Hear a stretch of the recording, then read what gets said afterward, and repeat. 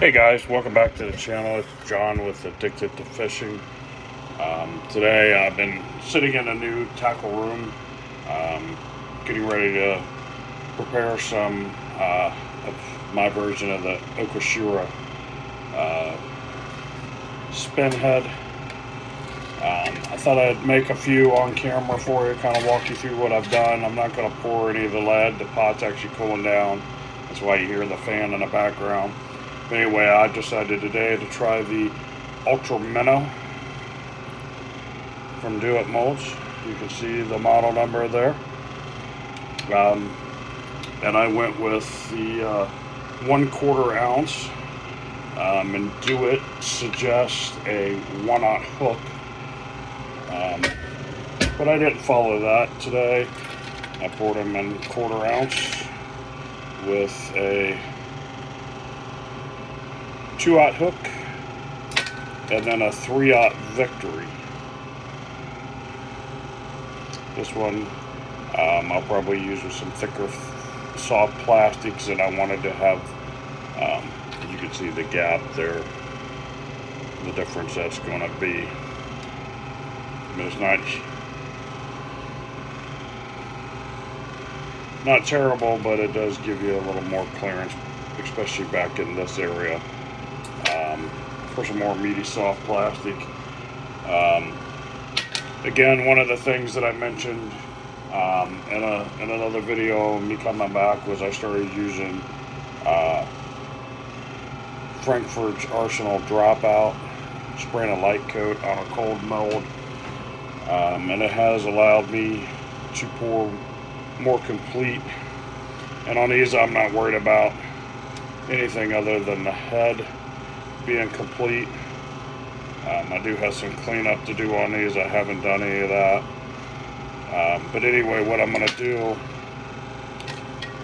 to make these into the prop blade, my mold's still cooling, and if anybody has an old Lee's production pot, you know, that drip, mine's still kind of dripping over there. It doesn't drip a whole lot.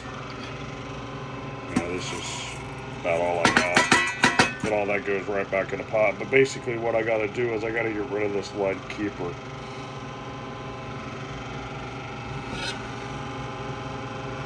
So what I do is I just come in with a pair of cutters, cut that lead keeper, bring it down, and I'll either do one of two things at this point. Heat it up, and that's what I'm left with. One of the little things that I've seen again on some of the tackle crafting, lure making websites is guys that'll have a bad pour, and what they're doing is just throwing the whole thing away. I don't do that. I'll find myself, it just happened to be my regular fishing pliers, hold it and heat the whole head. I have my hook back. Spinnerbait to get the arm, you know, whatever you're making, you get all your parts back. So it's a good way to save yourself some money. Pretty easy going. I'll sit here today, and I made a few of these, and I'm going to build a complete build for you here. Sorry if I seem like I'm a little distracted. I'm just watching my production pot cool. I just cut them. I like to cut them all first. I walked that one all the way through for you. Just cut them.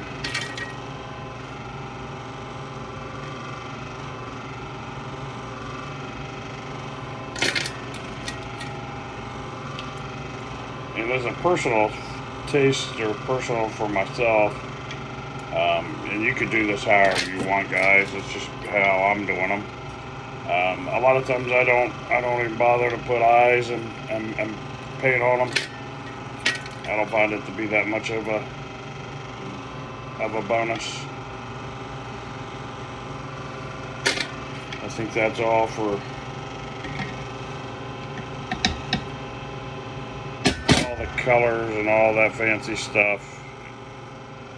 And especially on, there's certain things where that this what I'm about to say doesn't pertain, but a lot of this is to catch the fisherman, not to catch the fish at all. Anyway, the fastest way for me is just to quickly melt that collar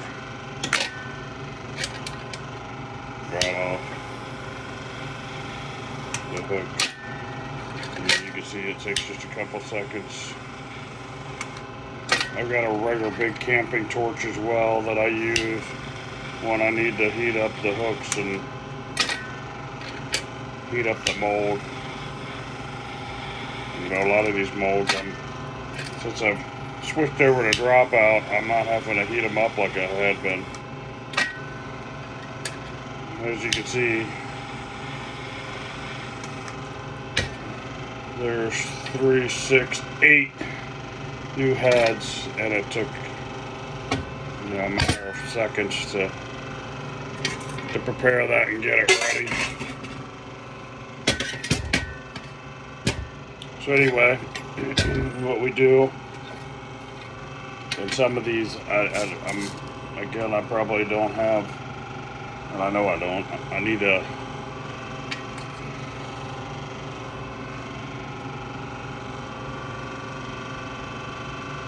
Should have been better prepared, guys. Should need a piece of wood,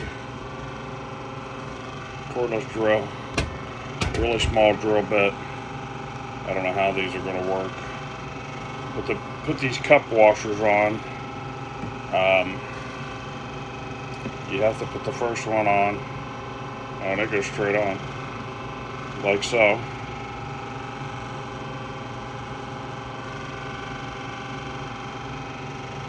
I believe that's how I was doing them. Sometimes the blade, the prop blade, the hole in the center is not big enough for the hook. The other thing you can do, if you wanted to, and I bought some really cheap beads off of Amazon. I have never tried to feed a bead. I don't know. Yep, it feeds on.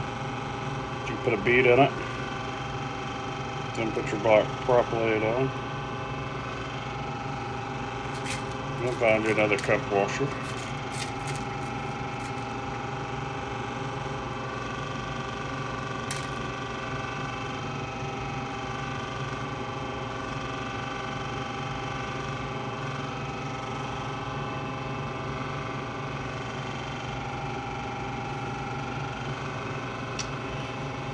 Then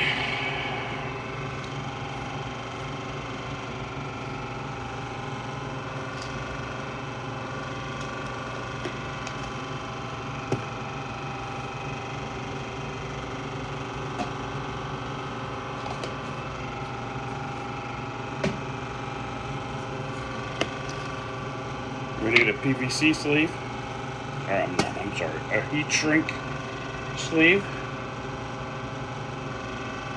So we can button it all up. At this point, you can add in the wire keeper to help keep the bait on. I don't like how far this is coming down the shank, so I'm going to have to modify this a little bit. We just take all our pieces off. You want to make sure you get this set exactly the way you want it before you heat shrink it. You can cut the heat shrink off. Sometimes I have to modify and play with this a little bit to figure out exactly how much lead off the back of that head I want to take off. I think I'm going to take that much off of it. Get that little nub off right into the production pot. I think what I'm going to do,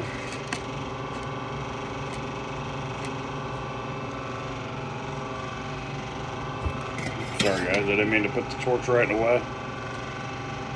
Just take the bead first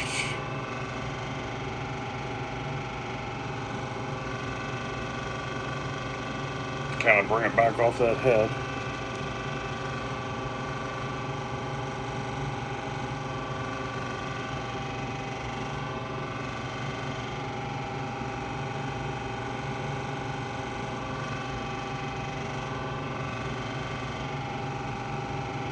A cup washer.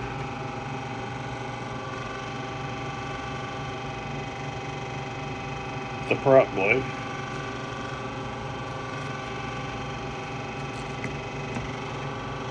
Boy, these little cup washers sure are hard to pick up. Let me get one out of the big paw. You got to make sure your pointed end is facing towards the blade. Line it all up. See how you like it.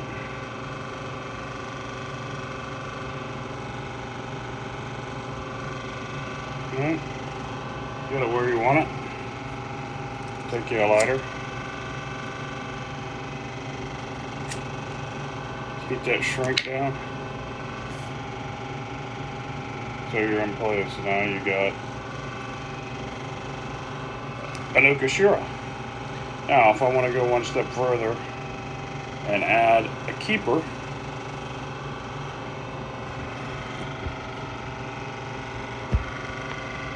go over here on my vise. Put it in a vise, and then thread on a wire keeper.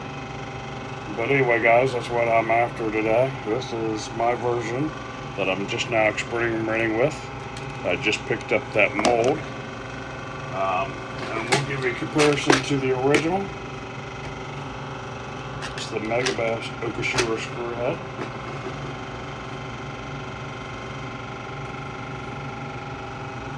And they have this little nylon keeper that they've threaded on. That's what we're left with, guys. You know, and if you want to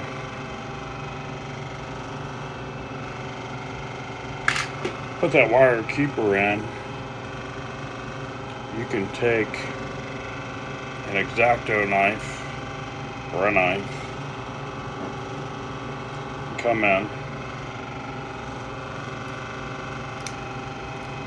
you know, wherever you see fit, cut that tubing, and have you a little bit less of the heat shrink there. I think I like it. A lot of times I find that the heat shrink helps hold the bait on. It holds everything in place. You can always, like I said, get away with a little bit smaller piece of heat shrink. You know, put it on, cut it down. But these are great little smallmouth candies. If I was going to paint this one up, and I probably still will, take that.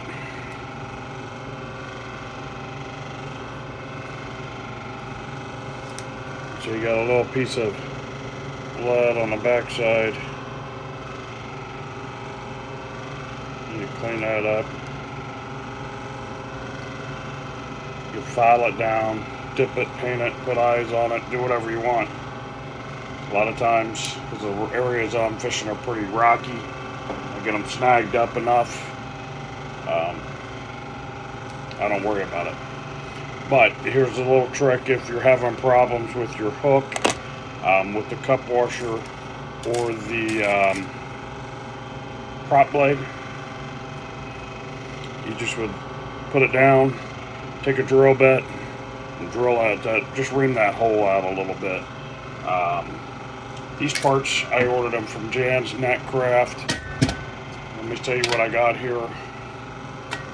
The propeller blade for this one, I went with a size 2.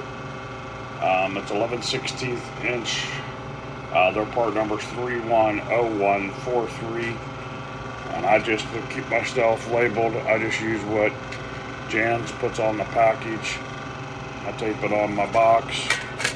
And then I have for the bigger ones, the same prop blade, same part number, but number 3, and they're 7/8 of an inch. And then the cup washer, I use the same cup washer on all of them. It's a 7/32, part number 312323, and then it has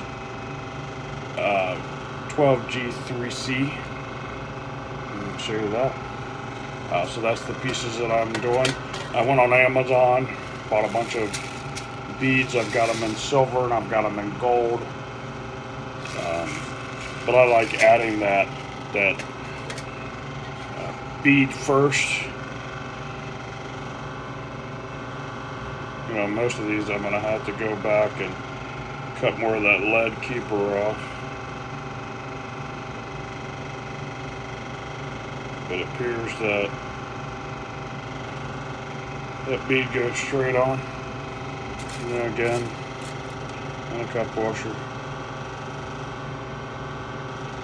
These little bitty parts on giant fingers.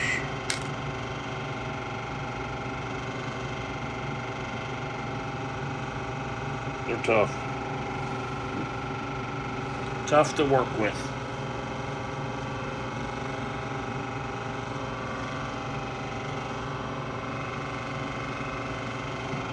And I would just keep building it.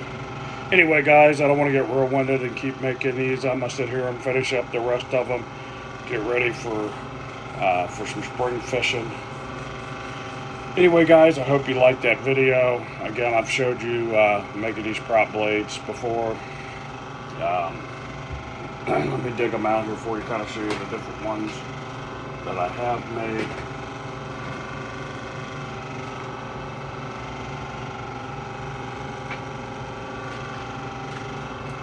This was on the VMC boxer head.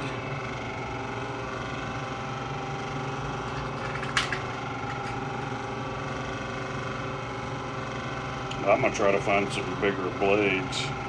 This is on the poison tail. That one I painted and put the eyes on. And then today with the Ultra Minnow. If you're going this route,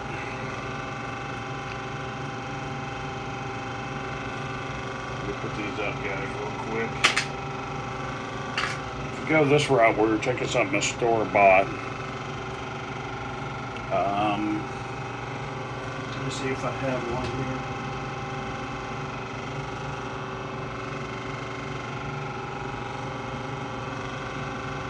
No, I sure don't.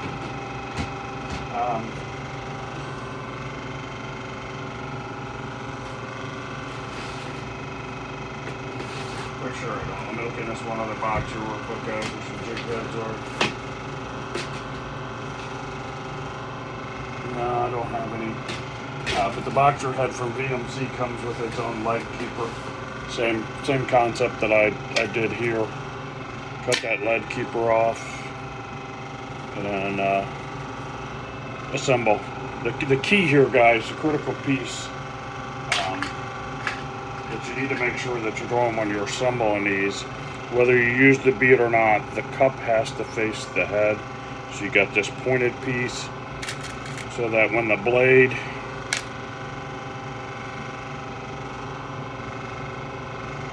is put on, then you come back with another cup washer. It has to be assembled just like this. Both of the points have to be in the center so it provides that space for the prop blade to freely move. I'll go ahead and finish this one up. I'll probably trim this one, like maybe that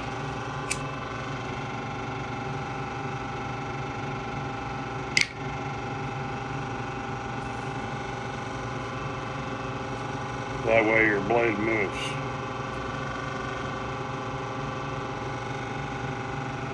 Okay, pretty simple. What this does, if you're not familiar with the Yokoshira head, as well. This is coming through the water, and this prop blade is spinning. It's going to create some vibration, plus it's going to leave a little bubble trail. I find that in places that's heavily pressured, a lot of people aren't throwing this prop head. It gets a few more bites. The smallmouth just absolutely crush it. Got a few walleye on that, sauger, saugeye type, bigger sunfish, fish of that nature. So it's a great all-around little piece. Just put yourself a little trailer on the back. Here's the Megabass version with a spark shad.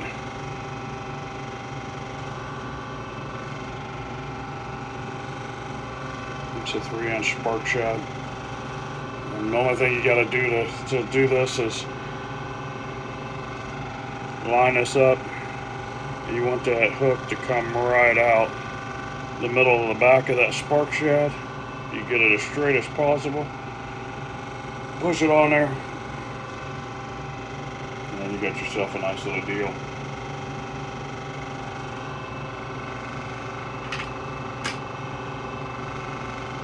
And I got one kind of a fluke style. You know, if you want a little less action than a little boot tail, paddle tail is going to do for you. But that works great too. Anyway, guys, I hope you enjoyed the video. I'm going to try to keep making videos for you and keep things rolling. I appreciate you stopping by. If you haven't already smashed that subscribe button, please do. Hit that notification bell, so when I do put out a new video, you are alerted. Feel free to comment, share, and I'll see you in the next one.